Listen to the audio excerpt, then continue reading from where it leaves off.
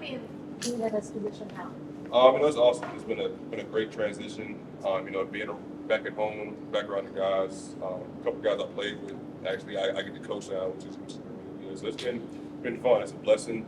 I can't thank Coach Oren enough. Allowing me to be back here, and the guys for accepting me to be in this role, and it's been great. Now my whole goal is to get these guys, ready to play.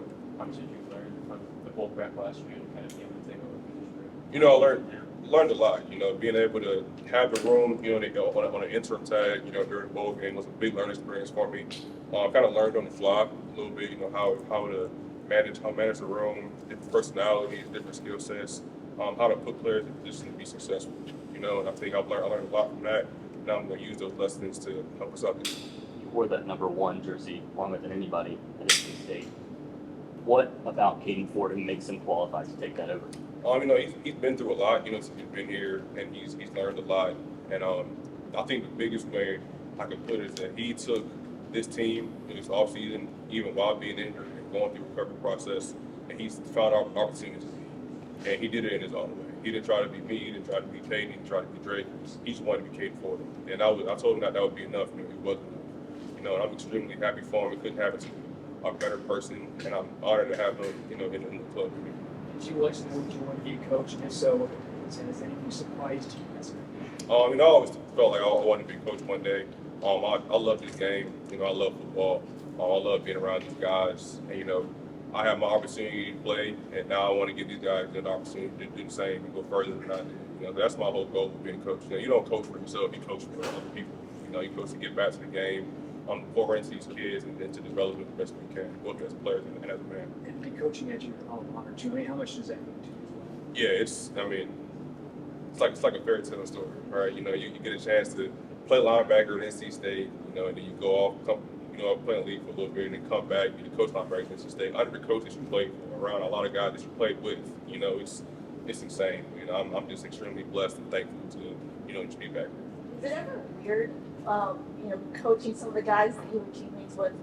I wouldn't say it's weird, but it's I think it actually helps with it because they understand who I am, I understand who they are. I'm able to communicate them on a level that they definitely understand. And, a lot of these guys were freshmen, my senior year. When I was being a leader and doing things, so they kind of saw me in that space already. To kind of just go back to our playing days. Sean and Caden still call me Cap sometimes. It's funny in the meeting room. Now I call them Cap.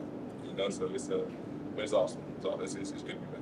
You were able to get a taste of it at Cardinal Gibbons and now at the college level. Do you prefer college football coaching? What are your thoughts on that? I just want to be on the field. Where there's a football field, I'll be. Whether high school, college, whether it's one day little league. As long as there's football around, I'm coaching. I'm good. You mentioned seeing Caden as a freshman. How much have you seen him grow from that time to fit He came in, young kid from Florida with a ton of energy, a ton of juice, and he's kept that throughout his whole 4 years. Like I said before, he's been through some things. There's time here where he's learned a lot from and grown a lot, and been through adversity, his injury, and battled back.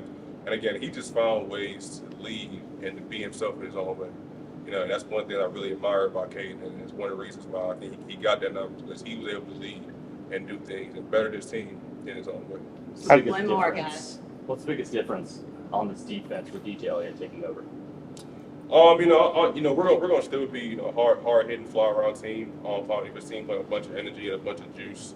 I think the biggest difference that you'll see from us is that we're going to be multiple. We're going to do different things schematically, but we're going to be who we are. That's going to be fly around, hit the shit in the mouth, and we're going to play sound defense. That's what we do. Very sustainable. Gibby, did you have one more? Was that you? No, I was Somebody have one more? I was going to ask, so this is Sean's second year linebacker, second year as a captain. How have you seen him really take a step forward this year as being more comfortable? Yeah, I think coming out of the safety room last year, he still had to kind of learn the position of playing linebacker, right? And I think he was kind of learning on the fly last year, and that's one of the big things we talked about in the offseason. We got to make sure you understand the position of the linebacker. And then after you understand the position, now we teach him the scheme, right? And I think he's done a heck of a job on his own account, learning the position, learning the scheme, and helping other guys do the same. Everyone on the team, everyone in this program really looks to Sean, as a leader and as a voice that can go to both sides of the ball, and not only hold people accountable, but also bring people up. You know, he's a very intelligent guy. You know, he has his athletic traits, but the kind of person he is, is a hard worker. Gonna bring people up with him. He's never gonna leave somebody behind. And that's one of the reasons why he's a two-time captain.